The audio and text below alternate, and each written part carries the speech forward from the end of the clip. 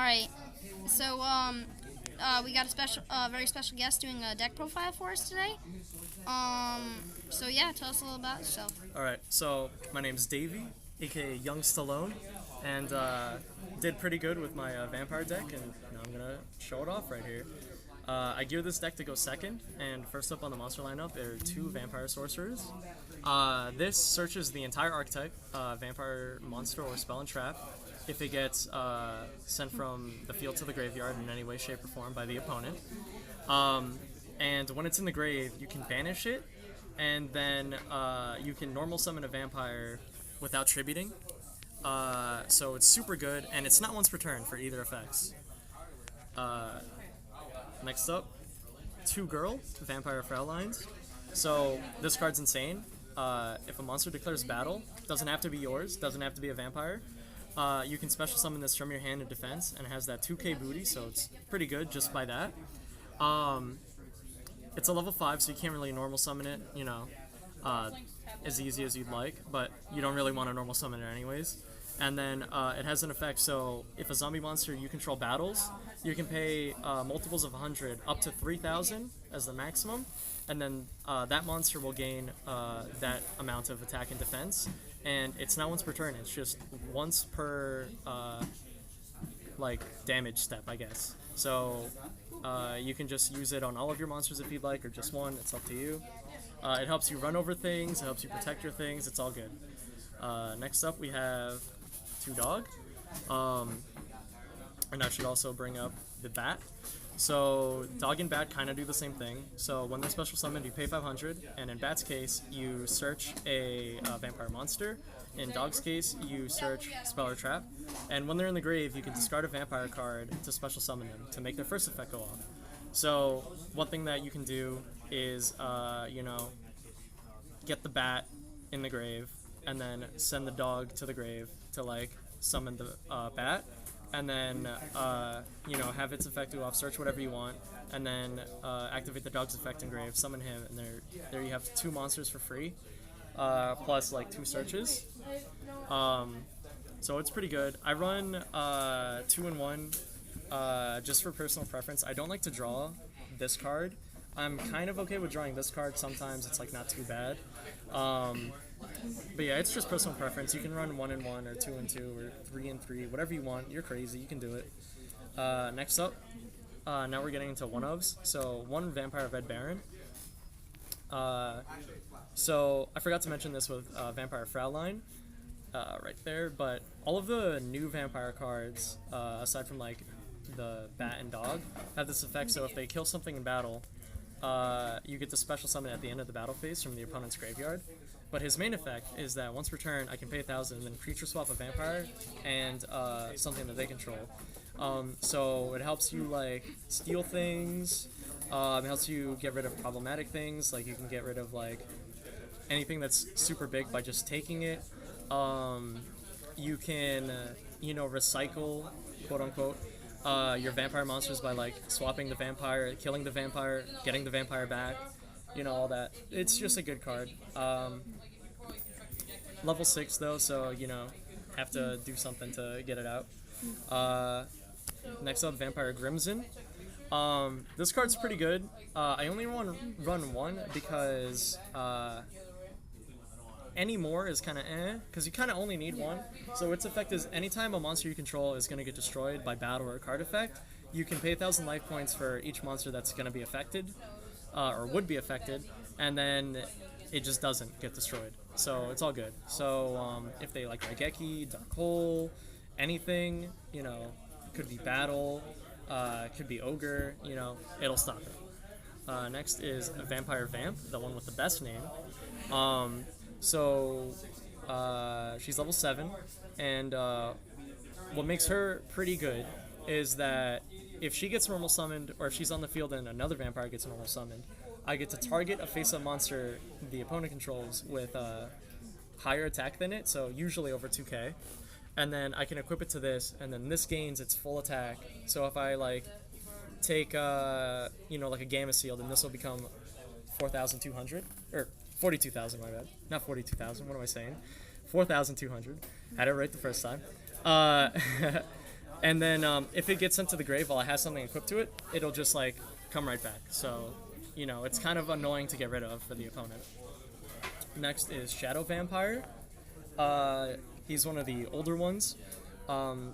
So he can't be used for an Xyz except for like a dark monster. That's whatever. When it's normal summoned, I can special summon one dark vampire from my hand or deck. So it just kind of gets you whatever you need. The old school combo is to get Vampire Duke, which we'll get to next. There it is, little sneak peek. But it can't attack, or no monsters can attack except for the thing that you special summon for the rest of the turn. And then card that you usually get is Vampire Duke.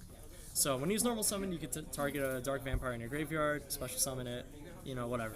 But when it's special summoned, it has the old kind of shitty vampire effect of you declare a card type, monster, spell, trap, and then the opponent basically foolishes that from their grave, or from their deck to their grave. But yeah, it can't be used. Same thing as Shadow Vampire, you have to use it to make it a dark monster. And these two are level 5, so it makes the old Vampire Xyz really easily.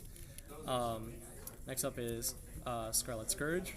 This one has like the if you kill it, bring it back sort of thing, and if it's normal or special summoned, you can pay 1,000 and then revive a vampire, except itself. Next up, I only play one Unizombie. I don't really find myself needing more than one. It's kind of there. It's good. You can, it's Unizombie. So are you running the Solitaire for the Omega? No. All of the other cards can kind of just like be Omega. I don't really run anything, any of the Shiranui cards. But he's just like good, because you can send the bat and the dog, for part of his effect. So then you can get going and make whatever you want. Next up is Mizuki. It's Mizuki. The zombies are all vampires, or other way around, so nothing else. And then Gozuki. It's Gozuki. It's a zombie deck. So it ditches stuff from grave. Yeah, and then one Armageddon Knight. He's alright. I might cut him later, but I don't know. He's fine. He's a foolish. And then one Plague Spreader zombie for synchro plays and recursion, so that's kind of neat. And then lastly, we have 2 hand traps. The only 2 hand traps I run in the main deck. 2 Ghost Ogre. It's fine. They're light, which kind of clashes a little bit with the theme of the deck, but it's whatever. It's Ghost Ogre. It's level 3 tuner. So, if you want, you can do something with that. Yeah, you can probably change the ratio of hand traps and stuff. Yeah, like, you can, choose whatever you like, or slash what you have. So if you want Ash Blossoms, if you want Veilers in there, do whatever. I just like Ogres. Next up is the spells. So we have 2 Vampire Domains. So, a continuous spell, pay 500, and then you get to normal summon again. Pretty good. And then every time a vampire inflicts battle damage, you gain it back as life. So, it helps with the life point cost of a lot of the effects that they have. That's where the suck comes from. Yeah. And then we have a Vampire Desire. So this does a couple things. You can basically tribute a vampire you control to special summon one from the grave, or you can target one and basically unizombie it to make it like gain the level of the thing that you foolish for it. So you can use this to make any sort of like Xyz plays or anything like that. It's pretty good. And plus, you can send, the if you have the bat out, you can send the dog that way if that's what you want to do. Next up, we have some draw power. So 3 allures. They're allures, majorly dark monsters. So except the Ghost Ogres. Except the Ghost Ogres and like Mizuki's Earth or something like that. Yeah. Soul Charge. It's Soul Charge. It's a little bit not as good if you're going into time because the new rules. 1 Mind Control because I do build the deck going second, so this can help out some things. And then 1 Foolish, of course. And then we got the 1-for-1 to get the bat out really easily. If you draw into the bat and then like draw into this, that sucks. You could just like set it as a bluff or something, or you can discard it for Twin Twister, and Twin Twister's good because none of the vampires can hit back row. So keep that in mind. Next we have Called by the Grave, because, stops a lot of things. And then Monster Reborn, because it's Monster Reborn.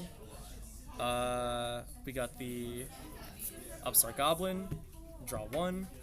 Not as good going to time because of the new rules. Then we have the old field spell, just because I like it. It's cute. It's a cute little thing. You don't really got to worry about it because it's... your vampires get a little extra attack. And if you somehow, get the other effect to go off, that's cool too. So onto the traps. I have 3 Vampire Domination. So if I have a vampire out, I can negate whatever. It's counter trap, can't really respond to it except with a counter trap. Then if I negate and destroy a monster, then I gain its attack as life. And then I got 2 Vampire Awakenings. Pretty good. It special summons any vampire from your deck, but it gets destroyed at the end phase. But it can attack, it can activate its effects, it can do all that.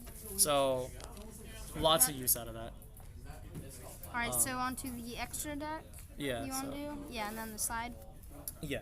So for the extra deck, we have the Link Monster, Vampire Sucker. Pretty good. You can tribute over your opponent's monsters if they're zombies, and its first effect lets you special summon a monster from their grave to their side of the field, but make it a zombie. So you can use that effect. And then the other thing is if a zombie monster gets special summoned from either graveyard, draw a card. So it lets you draw. So we have Borload, because it's not that hard to make. They can swarm pretty good. And Borload's just good. Same thing with Saryuja. It's Saryuja. And then we have Underclock Taker, usually for linking away things that you steal with Mind Control, if you can't tribute it or do something with that. And then we have Decode Talker, kind of for the same reason. Next up we have the Xyz, so I play one of the new ones. He's good, it's the vampires, you gotta have it.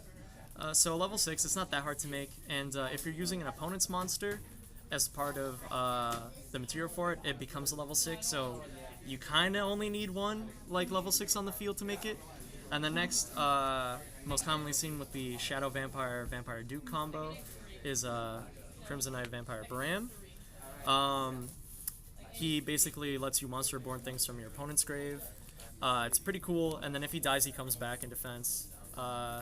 Sucks that he won't keep his material, so he can't use his Monster Reborn effect, but it's still good. Next up, we play Utopia Package. It helps. It's cool. The effects of these are cool. So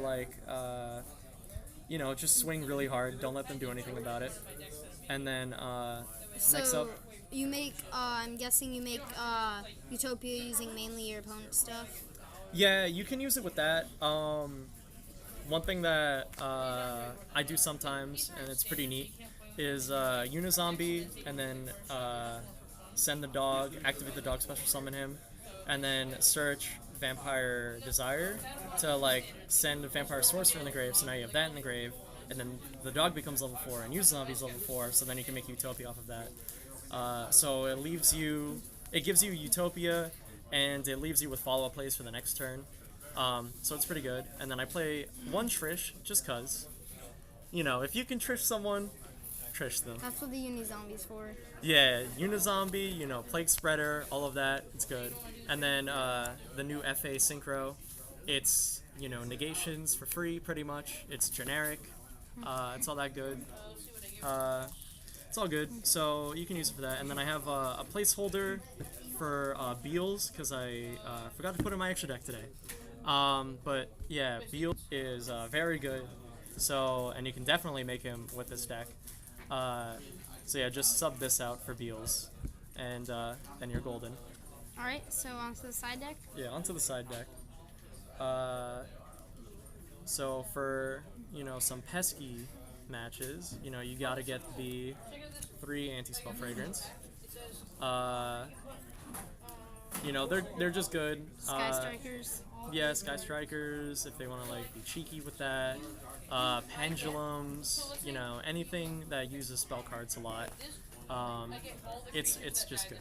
2-dimensional barrier, because a lot of people here play Paleo Frogs, So this will get rid of. Including myself. Yeah, and also gets rid of other things like occasionally there'll be some like herald players, so you can hit the rituals, hit all that. The extra called by the grave in case you need it. Imperial Iron Wall for Trickstar or Infernity or Infernoids. Same thing with Chaos Hunter. Next we have the extra Twin Twister for the extra Twin Twister, the Board Whip of Dark Hole. You don't really care if you blow up your own monsters with this, because they all have like, they're zombies, so like they'll come back. It's not a big deal. If you like Raigeki, you can use Raigeki. I just don't currently have it with me. And then one Effect Veiler, just in case, because some things you'd rather negate than destroy. And then the next is Interrupted Kaiju Slumber with 3 Kaijus. Gameciel, Dogron, and the Big Moth. And that's about it. They're Kaijus. They Kaiju things. You get to Kaiju them. Not much else to say there. And that about wraps it up. All in all, I think it's a really fun deck. Really liking it. And the artwork on all the vampire cards. Alright, super so good. Thank you guys for watching, and out.